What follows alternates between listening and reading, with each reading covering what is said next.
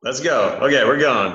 I'll pick up where I left off. So the thing you have to understand before we get into it is that you have beliefs here. Okay, so the belief I was previously talking about was that you have a belief that light shining on an undetermined environment produces a field of view of that environment that contains known images that determine the existence of objects and unknown images that determines the non-existence of objects.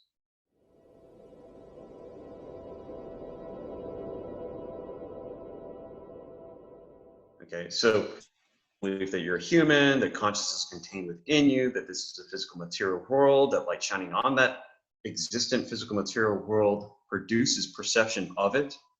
Okay, so you have all these beliefs, and it's okay. Some people would just say, like, these aren't beliefs. This is true. I really am a human. This is true. This is not a belief. Well, what's the definition of belief? Go back. Acceptance of a statement is true or that something exists. If you accept that you're an existing human, that's a belief. I don't care if you think it's true or not. That's a belief by definition. And now you can go around holding that is absolute actual truth, but it's not. It's a relativistic conceptual true statement. That's a belief. So if you can't even understand that, then you're going to have a hard time in this world, or apparent world. But okay, so within that belief system, we have something called science. Okay, so science too. It's an epistemological tool that tests beliefs. That's what it does. So the things you don't think are beliefs, that you think are facts and truths, well, let's test them. They're beliefs. Let's test them. Let's just test it. If you're so certain that you're a human that exists, you should have no fear of testing this, because you're correct, right? Your position's correct. Your relativistic conceptual position, you think that that's an absolutely true position. So if you're so absolutely true and certain, you should have no fear of testing this. So test it. Does shining light on an undetermined object produce a known image that determines its existence? That's all we have to do to test it. But now you have to produce an object that's truly undetermined. Because see, light-mediated visual perception does not say that you're converting a determined field of view into another determined field of view. You see, no, that which is behind me right now is undetermined. It's not in my field of view. There could be anything going on behind me. I can't tell. I have no idea because it's undetermined.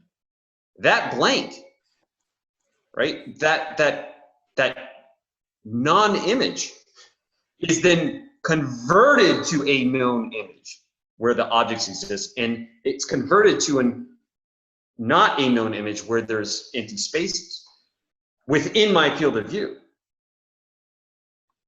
Okay, so I can't just like close my eyes and then open them and then say, oh, that proves that light's shining on things. No, because when my eyes are closed, it's black. Black is a value. Black is determined. Black is not undetermined. I don't go from determined to determined. I go from undetermined to determined. Okay, so this is the key. So I need an object that I can shine light on. And then I just have to assess, when I shine light on that object, do I get a known image that determines the object's existence? If I get not a known image, or if I get the lack of a known image that's produced, then I know that object doesn't exist. Because in light-mediated visual perception, like between me and the camera right now, there's no objects that exist there, because that way you can see me. If there was an object in front of the camera, you couldn't see me, right? No. So the lack of an object, the lack of a known image, not a known image between me and the camera in your field of view, tells you that there's nothing existing here. There you go.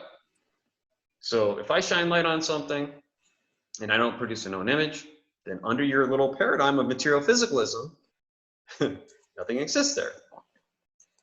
So This is the thing. This is what you got to do. So you got to come up with an object. So here's, I don't know if you can see that, but here's a bunch of double slits, okay? Different sizes.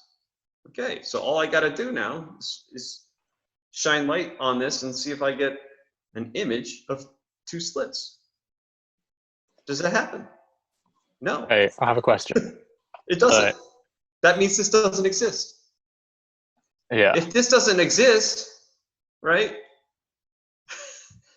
then, and two different perspectives are seen, like, you're in England right now, and I'm in America. If this doesn't exist, then nothing between England and America exists. Yeah. Well, wait a minute. If there's an alien 13 billion light years away, and it could see the light that's coming up, then nothing between that and the alien exists. Oh, wait a minute. Everything's in consciousness. Ah, okay. So that's the first thing. Once you understand that all occurrence is occurring within consciousness, it's made of consciousness, then you can go on to, okay, wait a minute. All of our models of physics where things bang each other around into place that are physical and material, mechanistic, that's out the window now. So now you have to reinterpret all of your physics. How is it actually occurring? Okay, that's the issue now. But you can't look at the models that I'm creating from your physical materialist perspective, because you're saying things exist outside of consciousness, which is totally incorrect. It's proven to be incorrect scientifically with the little tool of science in your little illusion here. It proves that your little imaginary world is completely imaginary. So that's where you got to start. Okay, so I have some questions about this. So okay, I was editing that video, and these are the ones I really wanted to ask. I really needed the answer to edit it well. Okay. So shining light on an undetermined object. So a double slit, what I don't understand is, so like this, okay, so there's like two gaps. So if a light shines through the two gaps, surely we know that they're going to go through to the two gaps. And like, if we're shining them, to me that is determined, that is like, yeah, I don't know what's undetermined. Okay, so we've got two very different takes on experience. One take is the physical material, where there are existent objects outside of consciousness. You're alive, you're a human being, there's a physical material world. That's one take. People would say that's normal, that's the truth. There's another take where, no, nothing exists. It's all inside of consciousness. Consciousness is an infinite dimensionless singularity. So there's no dimensions. So there's nothing moving anywhere. You can't move in no time and no dimensions. Okay? And it's infinite. So all occurrence is occurring simultaneously. Any movement or motion or experience, that's an illusion. It looks like things are moving around. Just like a movie, you watch a movie, you can sit there for 2 hours and you see motion on the screen. It looks like things are moving around, but the reality is that it's just frozen images in a celluloid film, right? It's just static. You're fooling yourself that there's motion there. And your thing. So these are two very different perspectives. Now, humans and health, we're under this illusion that we're alive and humans and things exist and everything. So we think things are moving through space-time. Okay? We think that the photons are physical particles located in a space moving across space into another space. The more advanced in your physics you get, they understand that, oh, wait a minute, no, there's no particles or waves. Like, as you get more advanced in your physics, you realize that that little particle wave and things moving across is totally false. But yet those physicists that understand that still believe that they are physical material human beings outside of consciousness. So I don't know how they reconcile what their scientific experiments are telling them with their everyday experience. So I don't know how they justify that to themselves. Okay, I think the first people that came up with quantum mechanics saw that yeah, there's just a big problem here. Like, this is telling you don't exist, that you're in this matrix of mind here. So, but you know, that was sort of lost or not pursued, and we've gone into this physical. We've kept up with physical materialism. So, the conclusion of this experiment tells you that this whole thing that you're alive and a human and there's physical things moving around in space, it says that's totally false. It's not occurring like that. So there is nothing moving through slits at all. The slits and what you think light is and all, that's conceptual interference. So I don't know if I'm answering your question. You are. You're on the Okay, so what the experiment is telling you is that, okay, so I've got my slits here, right? Instead of light moving across slits, it's telling you that no, the image that you're seeing here and everything is interference in like this direction. It's what's really there are not photons as particles moving through holes or anything. The photon is like modeled by like these little triangles. And so here's, if this is on the imaginary plane, this is a vector in that plane. And the vector is made of two components, one in the real direction and one in the imaginary direction, okay? And this is what a photon is. It's a concept. So a photon is you could say this is a vector and it's got two components, okay? Now, what are these three sides of the triangle made of? They're made out of knowing. So you find out like there's only consciousness here. Okay, so the photon has to be made of and occurring in consciousness. So now our model can't have physical material objects or waves or particles or anything moving anywhere. That's totally debunked. That's false. So now in our model, we've got to say, okay, there's only consciousness. These concepts are made of consciousness, are occurring in consciousness. They're dimensionless. They have no dimensions because nothing can exist outside of consciousness. This is even this model is conceptual. So it's saying that, okay, a photon is really made of these two things. It's the real direction will be photon, and its complementary opposite in the vertical will be not photon. So a photon is photon, not photon. That's a concept. And it's completely transparent. You can see right through it. It's infinite, so it has no edge to it. There's no real edges here. It's completely transparent. It's completely in no dimensions, okay? And the substance of it, since you're in consciousness and there's only consciousness, the entire substance of photon is made out of knowing that it's not photon. So photon, not photon, this is one infinite, ungraspable, nonsensical being. Okay, now, how do we actually see a photon? How do I even come up with to think of a photon as separate? See, if all of this is in consciousness, and this is consciousness, and this is consciousness, then there is no separation. They're the same being. There's no distinction there.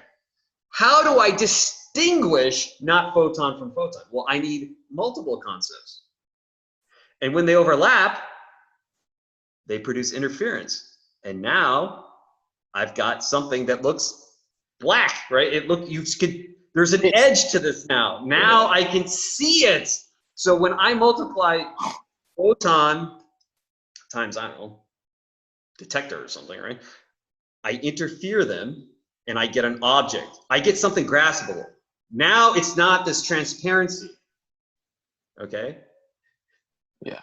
And so that's the interference. The interference, you're looking at the interference and you're saying, oh, there's an object there. But what is the interference made of? It's made of this consciousness and this consciousness, and this consciousness is an infinite dimensionless singularity. Even though they're overlapping and producing the illusion of edges or boundaries that you now call a photon,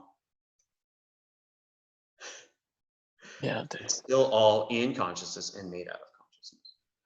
Now, there aren't just two concepts here. There's an infinite number of concepts. So right now, there's time travel. But I'm not seeing time travel as this interference. I'm not knowing it as I'm not seeing a time machine here. I'm seeing not time machine, right? Yeah. Okay, so instead of seeing this interference, instead of paying attention to time machine over here, I'm paying attention to not time machine. Okay, so I'm gonna, or if this is time machine and this is not, I'm gonna say I'm paying attention to not time machine. So instead of getting an interference that gives me an object of a time machine, I'm gonna flip it. When I flip it, oh wait, it's still clear. It's still transparent. Because Why? I'm paying attention to a set that's not a real component. I'm paying attention to the imaginary component. So now, when they interfere, okay. it's transparent, and I'm seeing not time machine. But if Okay. I were to invent a time machine, consciousness would stop paying attention to not time machine. It would pay attention to time machine, and I would see a time machine. What the fuck, dude? Okay. So that's what's occurring here, is that consciousness is got an infinite number of these concepts, and it's flipping, it's knowing this one times this one. And then in another concept, it's knowing this one times this one over here. And the combination of knowing different limits brings things apparently in and out of existence, in and out of your field of view, from the knowing of these different limits and these concepts.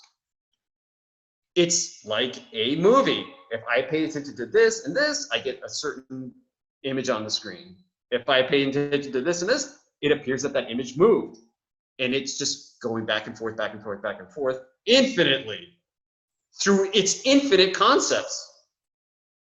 So this is what the illusion, it looks like things are moving around, but no, there's a dimensionless singularity of knowing these opposites, knowing the interference of them, and it's producing this illusion. And this game of knowing these opposites and the opposites are all made of knowing and are its being.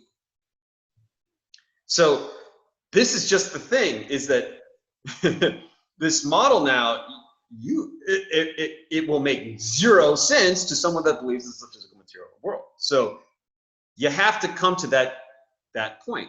And so how do you move to this side where you understand it's all consciousness here? Well, you could believe it, but that's just a religion. Like, anyone can have any religion. You could try to logic your way to it, or you could experience your way through it. You could do science.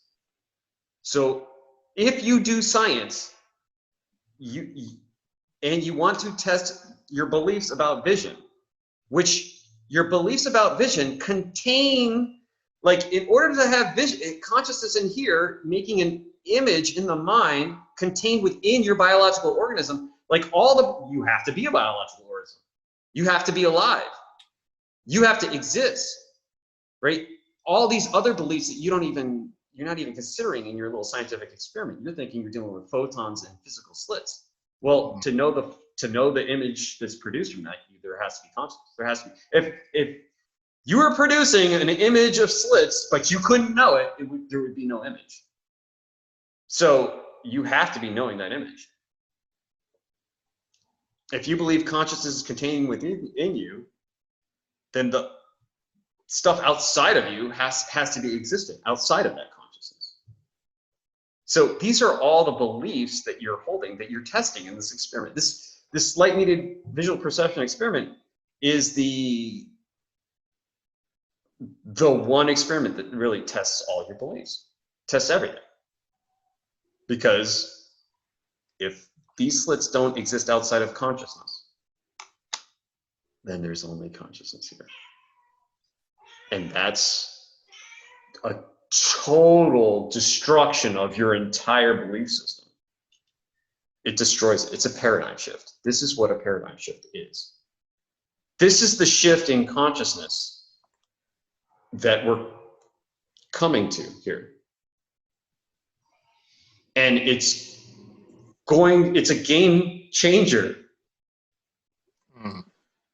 Level one. Because if everyone understands, or if God understands that it's God, if everyone understands that there's only consciousness, there's all knowing here, there's only knowing, then there is no separation and there is no difference between sexes, races, countries, animals, plants, anyone.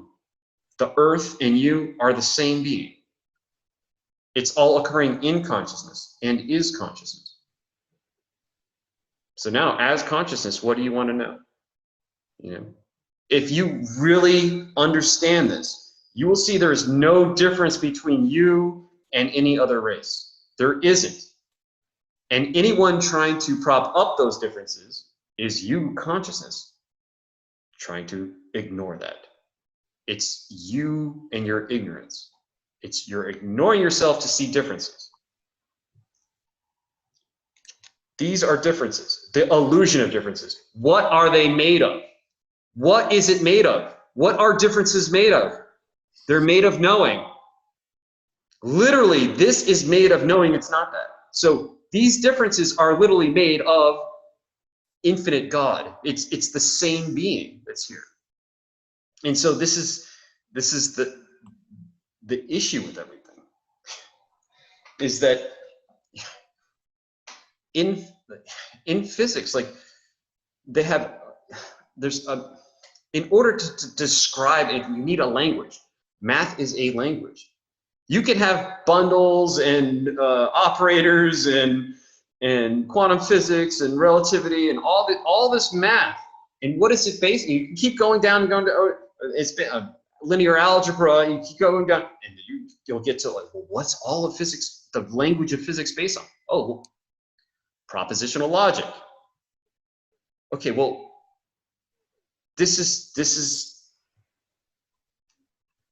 is logic here.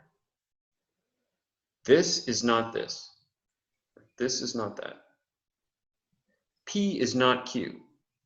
So you say P is not Q is a true statement, a conceptually true. This is a concept. So P is not Q is a conceptually true statement. Okay. You accept that as true. P is not Q. That's true. I accept that statement as true. What's that? Is that logic or is that a belief? Belief. That's a belief.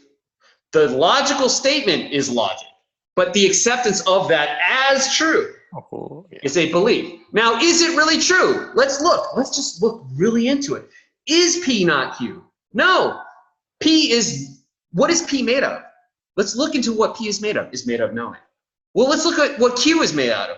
It's made out of knowing. Wait a minute. P is not Q is not true. They're both made out of knowing. Oh. Your entire physics, going down to predicate logic and propositional logic, it's all based on a faulty foundation. It's all based on a belief.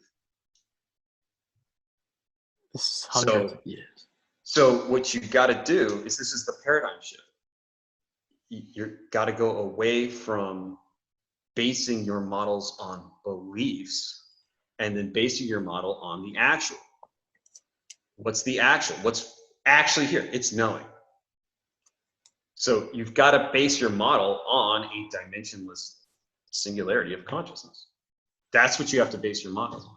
Then you can run your physics forward from there. We have a huge project ahead of us, reinterpreting our physics in terms of conscious singularity. This is what's here. This is what they're really saying. They're saying that there's nothing here except for infinite potential that's then limited. and the limitation of that potential, right? So making a measurement is a value. The values that we see measuring things, right? That's made out of limiting infinite potential to the illusion of some apparent thing. So we have a huge job ahead. Like, this is not the end of science, or it's just showing you that your little models that you were making based on science, based on the actuality of what's occurring, based on experience. Experience is experiment, experire, to try, to test in the actuality of what is occurring, which is consciousness. When you've got to base your whole physics on that, because that's what's here, that's what's actual. Okay, so this is where we got to go. It's a huge project.